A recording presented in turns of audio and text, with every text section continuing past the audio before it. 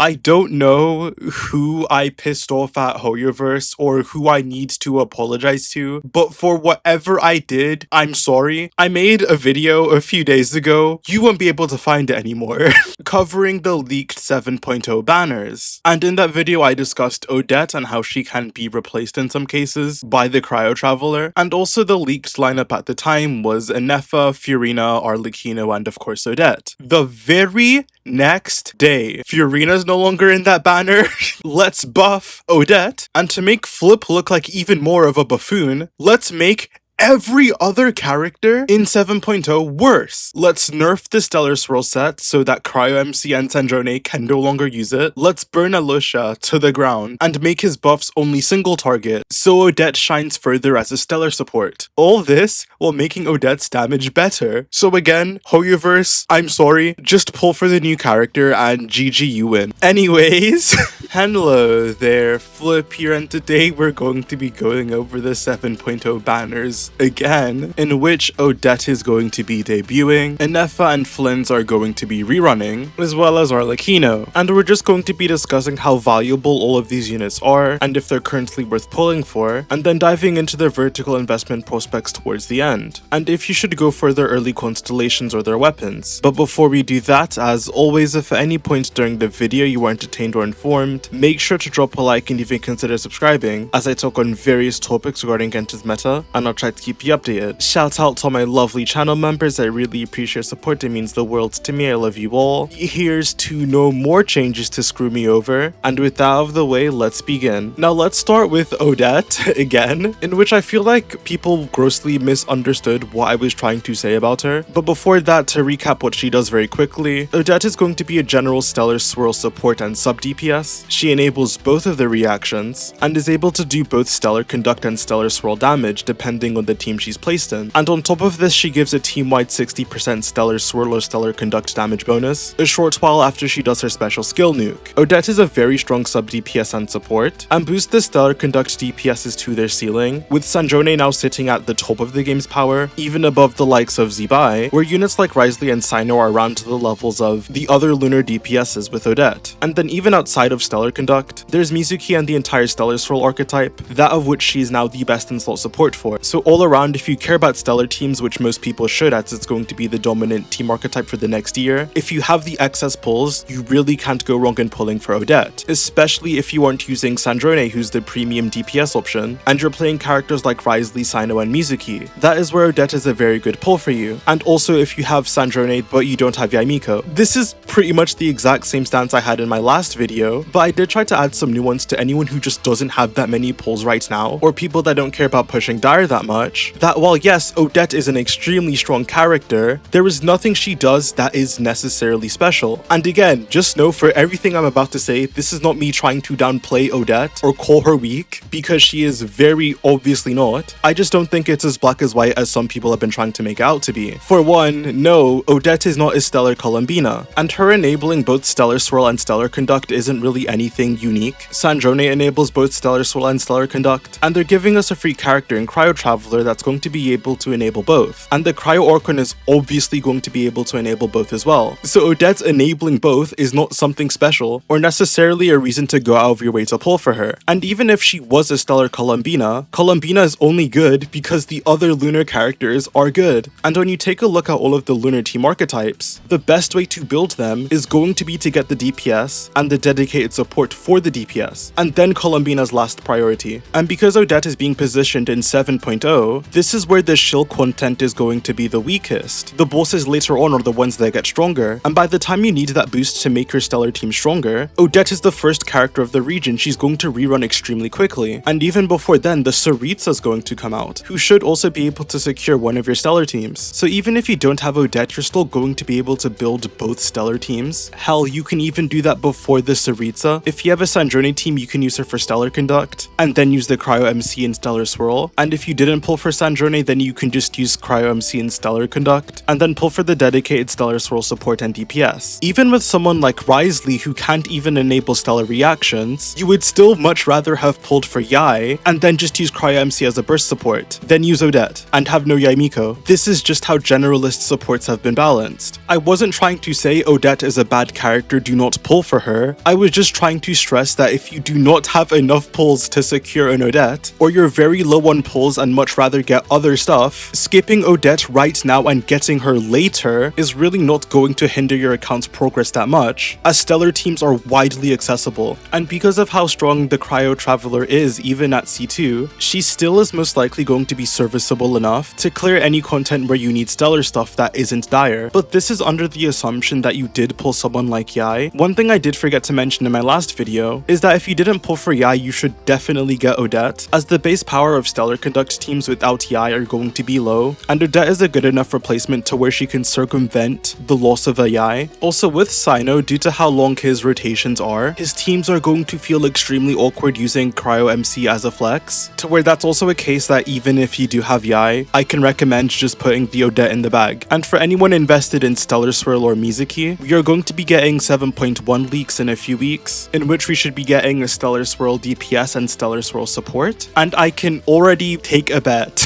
that pulling for the Stellar Swirl support is going to be individually more impactful than getting Odette for Stellar Swirl teams, but just in case, hold off until those leaks come out. So TLDR, to make it as clear as possible, I am not slandering Odette. She is a very strong character. If you have the pulls for Odette, go for her. If you are a Sino main, go for her. If you missed out on going for Yai because these banners are terrible, you should also go for her. But if you manage to secure a Yai and you don't have any more pulls going into 7.0, or there are just more things in the future that you care about, there's no real immediate pressure for you to get Odette right now, because her enabling both stellar reactions isn't really that special. The Stellar Swirl support and DPS are in the very next patch, who most likely individually are going to be more important than getting Odette, and for when the Stellar Shield gets worse in the future, the Saritsa and Odette's rerun are most likely already going to be here. I'm not trying to agenda post Odette, this is just basic pull priority,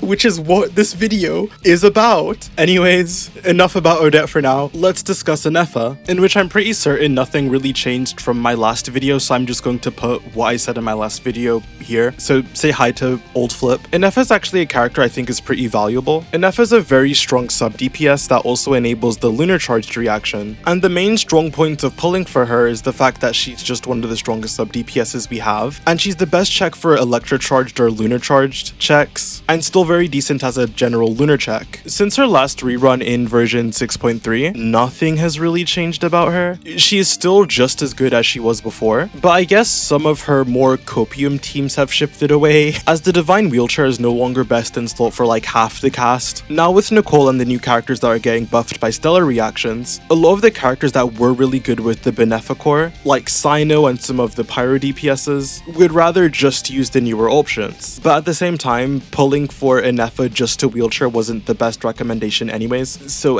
If you have Flins, then Ineffa is going to be a must pull for you obviously. They were made with each other in mind, and Ineffa offers great damage benefits on top of quality of life through her shield. Outside of that, if you have Columbina and none of the lunar supports, I can also very strongly recommend Ineffa to round out your account more. And if you want the most comfortable checks into all the electro charge bosses, then I can also recommend getting Ineffa in that case. Just keep in mind that the Cactus and the Shock Trooper, if they ever do come back, which I'm not sure they will, since they're earlier Stygian bosses, they can be brute forced decently well. The only boss you would really need to worry about is the Knuckle Duckle. But yeah, there isn't that much to say about Ineffa. She can be played in all the electro-charged archetypes, like Taser teams with an Onimo, Hydro, or Electro carry, as well as being used in Overvape, Quick Bloom, and Hyper Bloom teams, in which she's the best in slot Electro for all of these use cases. So if you're interested in any of these team archetypes, then I would get Ineffa. Even with Hydro applicators that aren't Columbina, she's still a very competent unit, and it's amazing that she has so many different shill bosses, or bosses where she shines in. Even right now, on top of the Lunar Dog, she's funnily enough one of the better off-stellar checks for the ball. So yes, Ineffa is a great character, I can still recommend getting her. And since we talked about Ineffa, we may as well talk about Flins, who is the premium lunar charge DPS that is made to pair with Ineffa. Obviously the same things I said about clearing Lunar Shill or beating getting electrocharge/lunar charge check stays the same for Flins, and if you have an Ineffa on your account already, unless you already have another lunar DPS, then I think you should very much pick up a Flins. But if you have Ineffa or Zebai, as I said before, they can also just use Ineffa on their teams, and it's still going to give you very good performance. And of course, if you have another Electro or Hydro driver you like a lot, then that can also be a reason to not get Flins in this case, if you want to keep using Ineffa with the other drivers you like more. But I do want to make this abundantly clear, Flins is still the best driver for this reaction, and not only that, but out of the other lunar carries, even though he does have the lowest damage potential, since Flins' gameplay loop is so brain dead as you only need to care about landing your special bursts, it leads to Flins' damage potential theoretically transferring really well in-game, whereas with Zebai or Ineffa you do have to learn some more advanced tech. So the comfort Flins provides I do think has some value, on top of Ineffa being a shielder that has to use her skill every rotation anyways, so not only is Flins very comfortable to play, but you also get the added layer of a sustain that is active at all times. But in return his brute forcing potential is a bit worse. Now since they're rerunning in the same patch and most likely going to be rerunning in the same half, if you were to only pick up one character between Flins and Ineffa like you had to make a choice, I do think in most cases you're just going to be better off getting Ineffa. As I've discussed before, she can just support so many different team archetypes and carries that Flins can't really do by himself, being limited by being an on-fielder. And then on top of that, Flins' Electro team options that aren't Ineffa simply aren't good. Your best bet is using Fischl with Sucrose for the Hexrai Resonance. That will give you 180 EM at C6 Fischl. The only issue is that you have to use both Sucrose and Fischl to get these benefits, and then your Hydro slot becomes limited because you can't put a sustain here, meaning that you most likely are going to have to play this team sustainless with an Aino or Columbina. And to be honest, this can actually work, because Flins gets iframes whenever he uses his mini burst, but this to me just feels worse than slotting Ineffa in other teams. So I would try to pick Ineffa up first, and then invest into getting Flins if you did want to play this team archetype. But yes, Flins, Ineffa, very good pickups to complete your team. I made a video talking about if lunar teams are still going to be worth it in the future, if you want to hear me discuss that in more detail, but I really don't think you can go wrong if you want to pick these guys up. Now to wrap this video up, let's talk about Arlecchino. In the nicest way possible, there is no reason for anyone to ever need Arlecchino ever. Arlecchino is just a pyro DPS. She does most of her damage through normal attacks, and these are enhanced by the amount of Bond of Life she has, which continuously gets consumed per normal attack.